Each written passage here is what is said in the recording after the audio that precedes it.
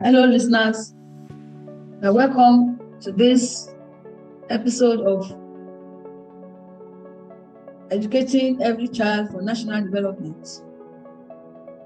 Our topic today is developing national policies for childhood discovery. My name is Bumi Sholari. I am your host. I want us to recall at least two vital illustrations mentioned in the course of presenting last week's episode. The first was the 2026 FIFA football tournament, in which Spain became the overall winner. The second one is about the legacy of that music icon, Michael Jackson, who contributed so much to the national development of his nation to date. Even after his death, his legacy continues to make vital contributions to his nation. Now, we want to ask ourselves, who should be responsible for developing national policies for childhood discoveries? One, the government of the nation, and this is divided into some ministries like Ministry for Youth, Sports, Women Affairs, Finance, Education, and so on. These ministries will have to come together so that they can make vital policies that will enable the nation, the teachers, NGO organizations, those who are actually interested in raising children for national development. They will be involved, and they will play along with these policies in raising every child for the development of the nation and in discovering their potentials. There are some global organizations who have been doing this. For example, we have Association for the Development of Education in Africa. This is purely African. It's trying to show, the members are trying to showcase African children on the global platform. Having come together as a continent, now they are pushing the continent to the global stage.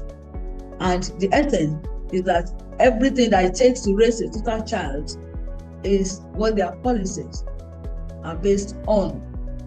We have UNICEF. UNICEF is the United Nations for children's funding.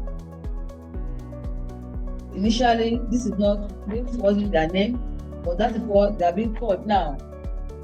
This the UNICEF.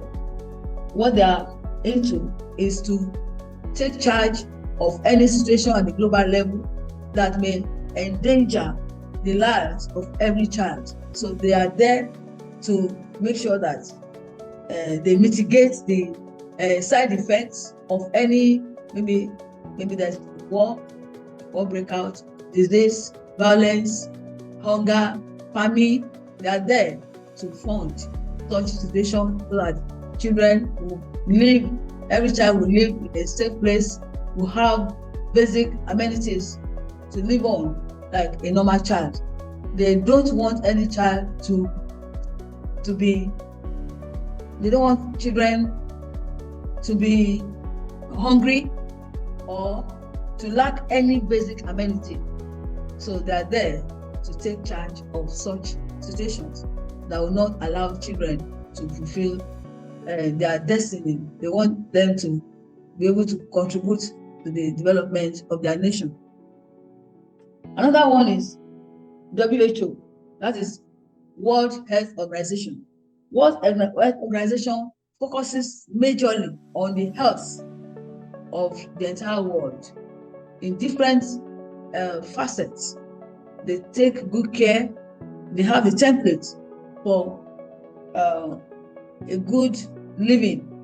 For example, if there's any disease that breaks out, World Health Organization is always around to make sure that it doesn't spread uncontrollably.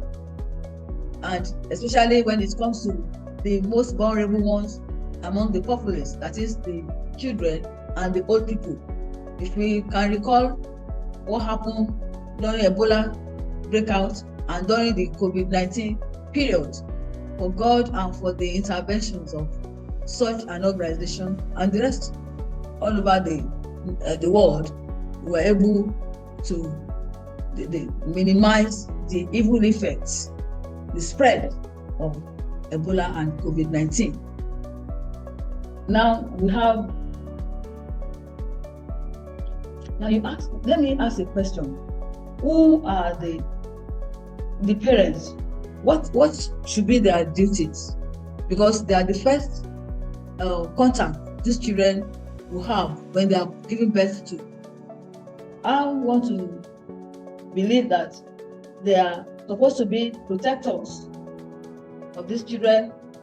They are the caregivers, motivators, teachers, and they are supposed to impart good values and virtues into these children, meaning that they too must live that life. Because children, like I said earlier on, they learn by imitation. They want to do what they see you doing. They don't always listen to do as what I ask you to do. So because of that, parents should make sure that they do what the children can emulate in them, so that as they are being raised, the children would be tailored, their upbringing will be tailored towards the national development, and of course, they will be discovered. The parents will discover some of their talents, and having been intimated, or having been intimate with the policies made in respect of the children's growth and national development, for national development, they will be able to help them to realize this goal. Yes. How exactly? What enables, what empowers the parents to do this?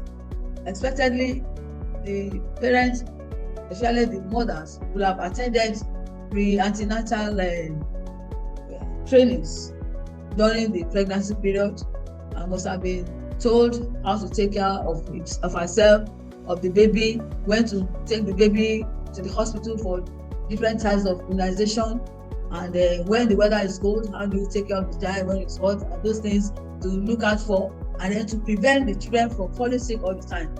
Because if the children fall sick all the time, the resources that are meant for other things that could develop the children in a way that to make him a healthy being might not be wisely spent if the child keeps falling sick, and the little resources may not be able to achieve the goal of focusing on developing the child for national development, as I said earlier on. Now, another one is the vulnerable children. I want us to consider the children who are vulnerable. Who are these children? These children are the children that they live perhaps because their parents are poor, so they release them for stewardship in another family setup, and they are being used as housemates, as carriers. Some are even being used as prostitutes.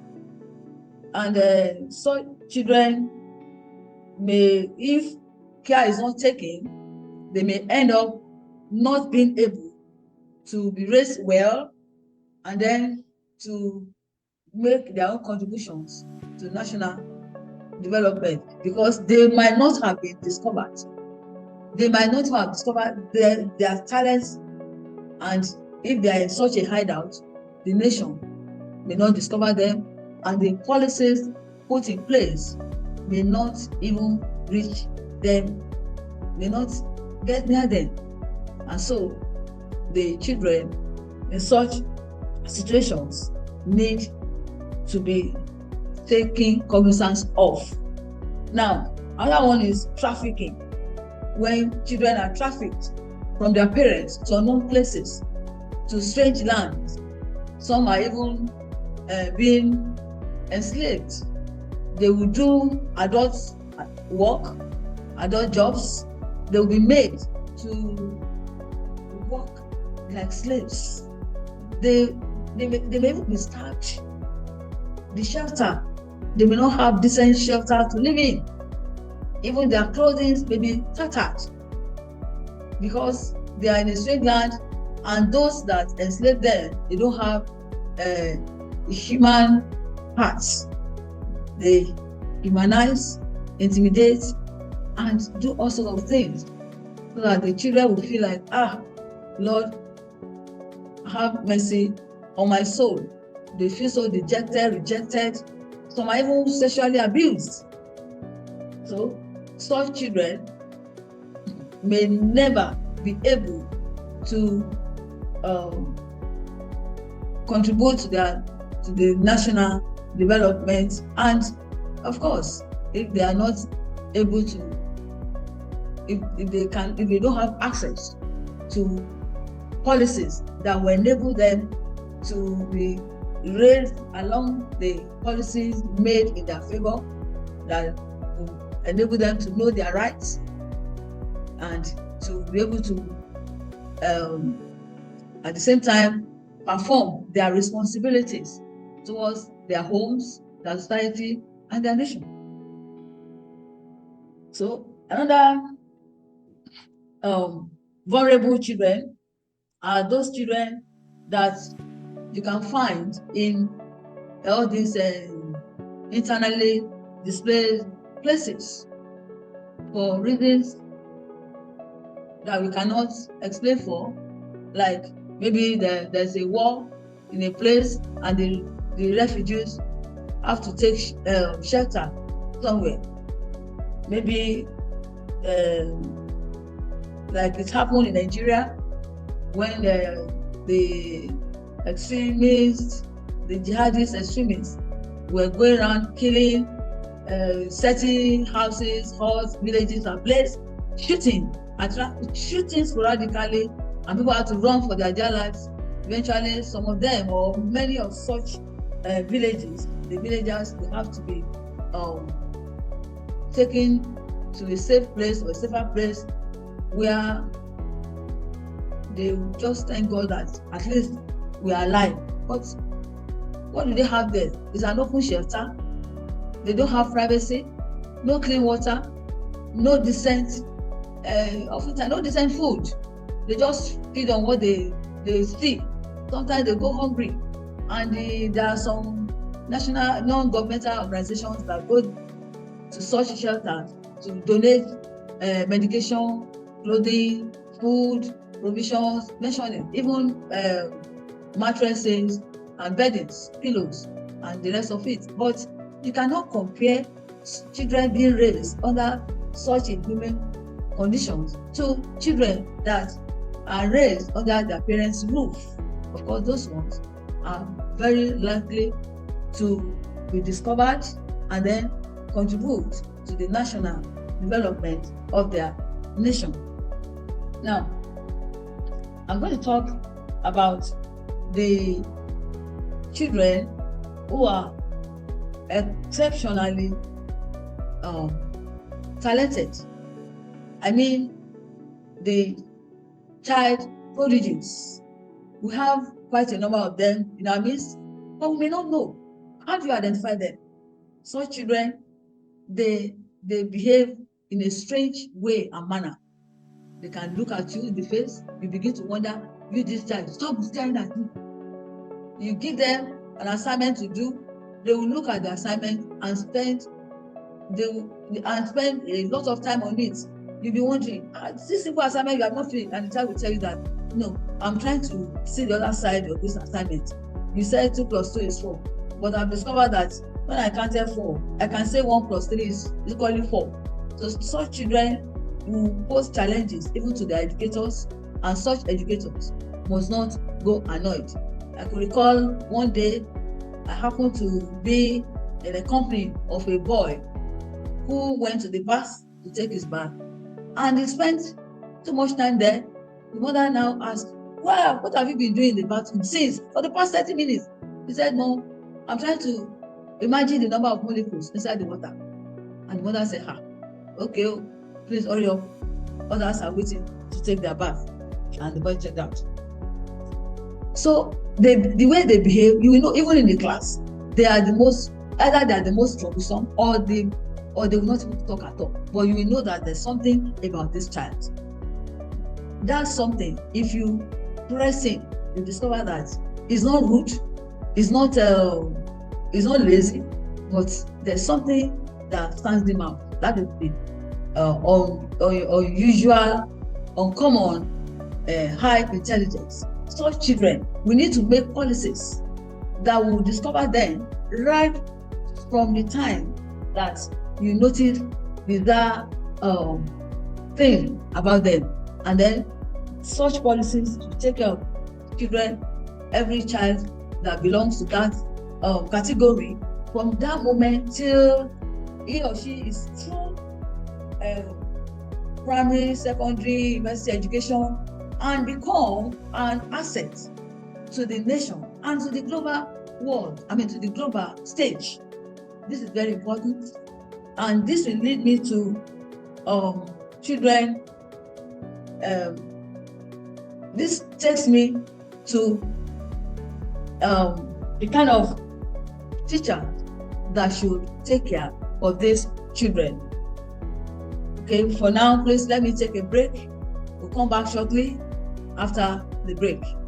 Support organizations through conceptual insight, practical learning, and performance evaluation right at the intersection of leadership, strategy, and institutional transformation. Our approach focuses on practical learning format that professionals can immediately apply in their workplace. At Armorgate, we don't teach theory alone. We equip participants with real-world insight drawn from almost 2 decades of organizational transformation experience. Our programs combine multiple learning methods designed for real-time measurable results. Through seminars, we facilitate deep conversation on key subjects. Using group exercises, participants collaborate, reflect, and think strategically. With case studies, they then sharpened analytical and decision-making skills using real industry scenarios. Through relevant videos, we spark insightful discussions using relatable real-life context. All in all, every participant develops an individual work plan, ensuring the learning turns into real action after the program. Our training programs are hosted in world-class venues across global cities, including Addis Ababa,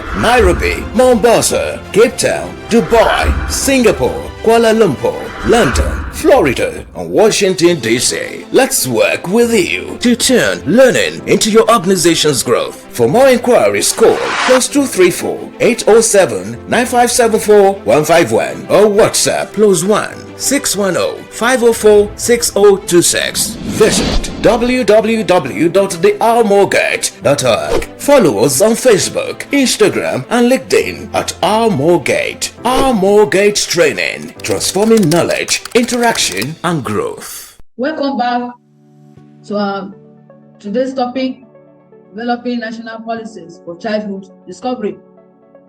As I was saying before the short break, I was talking about professionals, that they should undergo training, and the trainings, they should be well remunerated so that there will be no side attraction for them, and they will do their work passionately, ensuring that they focus on every child to discover the uniqueness in each child, to be able to help them to even make use of their talents. Children are differently talented. Some excel in sports, music, drama, academics, and all other areas of life. If teachers are well paid, they don't have to go and look for how to make money after the school hours. Then getting home, they can even continue to make sure that these children still benefit from their spare time at home, because they will be thinking about them. Don't forget that some teachers will carry the children's books home to make sure that they attend to them and they do well, just to encourage the children. Now, another area I want to talk about is apprenticeship. There must be policies. In a country where there are no policies of apprenticeship, government or such nations should put them in place for children who have inclination for technical jobs. Every child cannot go in for academics. Some love practical things, practical work, and these practical works they are not for inferior children. Whether you go in for academic or you go in for carpentry or bricklaying, whatever the job, it will still fetch you money. Of course, those who build the houses, we live in, they're engineers, they're engineers, they are bricklayers, they are carpenters, and also of them coming together to make sure that they give us a well-structured, built, welded house to live in.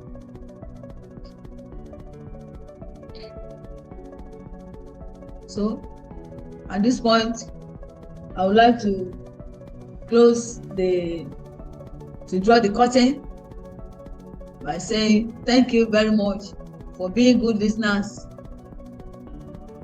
We'll meet again next week. For me, it's bye for now. Harmogate, founded in 2008 out of a desire to build transgenerational structures for organizations, institutions, and nations. We have worked with large businesses, international development organizations, and public sector ministries and agencies. Harmogate, our uniqueness is that we do not just work for you, we work with you. For example, we do not leave you to the task after sourcing talent that will help the new hire settle into robust leadership development programs. We are technical experts in advising and supporting institutions on strategy and leadership, artificial intelligence, strategic human resource management, public sector reform, finance, audit and tax, FAT, and strategic communications. We do all this and more out of a desire to transform nations through institutions and organizations. For further inquiries, email contact@theharmogate.org or call +234 810 999 6666, +234 807 957 4151, and +161 0504 6026. www.theharmogate.org. Harmogate, building to endure and transforming nations through institutions and organizations.